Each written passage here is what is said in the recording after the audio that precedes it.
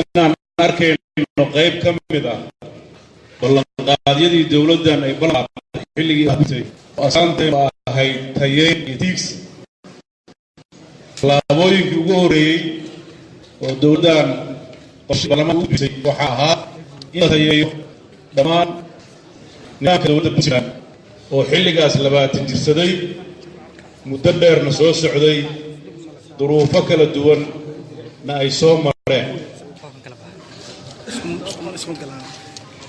tallaabooyinka ugu horreeyay oo aan qaadno waxay ahayd inaan tayino dhinaca dhaqaalaha iyo maaliyadda.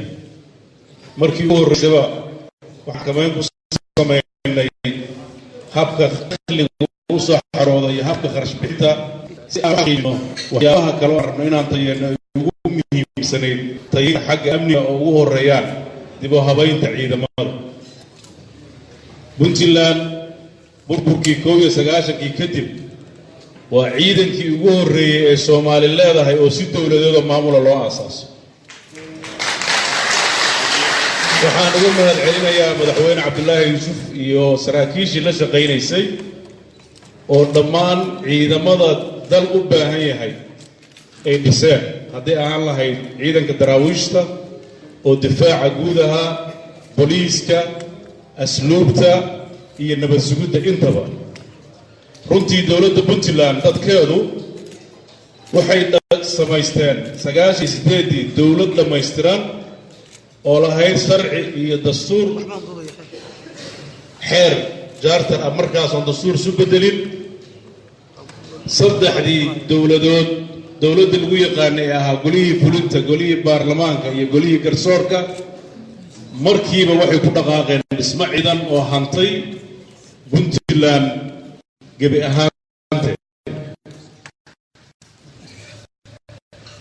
waxay markiiba bidayeen dhowrkii sano oo ka horreeyey oo dadku barakaca iyo isku ururka ku jira iyadoo dalku ammaan ahaa, laakiin kala qaybsanaan ciidan iyo dakhliga dowladda oo kala qaybsanaan magaalo walba meel walba gaar u qaadan jirtay inay mideeyaan oo mid qura ka dhigaan oo dowlad taabagashay oo sharci iyo nidaam leh oo ah kan maanta fursadda noo siiyey inaan doorasho ku galno, madax ku noqonno, hadafkii dadka reer Puntland ee 98 ay hiigsanayeenna aan hore u sii wadno.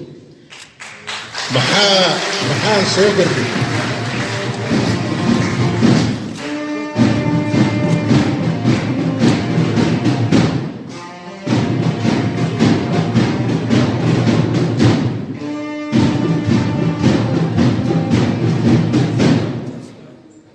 maxaan soo kordhinay way su'aasha meesha tahay.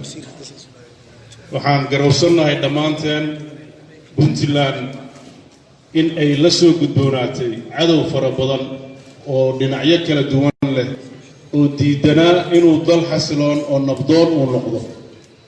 Puntland waxay gashay dagaallo dhinacyo kala duwan ka yimid, xuduudaha Puntland ka yimid, argagixiso ka yimid, burcadbadeed ka yimid, tahriibayaal ka yimid, musuqmaasuq iyo ragaadin ka yimid, dad aan sharciga u hoggaansaneyn ka yimid. 20 sano maamul aan taageero dibadeed haysan oo intaa jiray oo isu soo difaacay, runtii waa wax Ilaahay loogu mahadiyo taariikhda in la geliyo badan. meeshii baan ugu nimid weli ma haysato taageero dibadeed oo dhinaca amniga iyo ciidanka oo wax ku oola oo dalkan soo gaaray. annagoo og in balaayiin dollar sanad walba lagu amni Soomaaliya oo security councilka qaraaraadkiisii shalay uu ka muujiyey lacagtaas hubkaas dalka soo gala inay amnigii soo kordhin weeyeen oo al-shabaab ay noqdeen dowlad kaleeto canshuuro qaada oo dalka waxay rabto ka xukunta deegaanada aan Puntland aysan ku jirin marka laga reebo.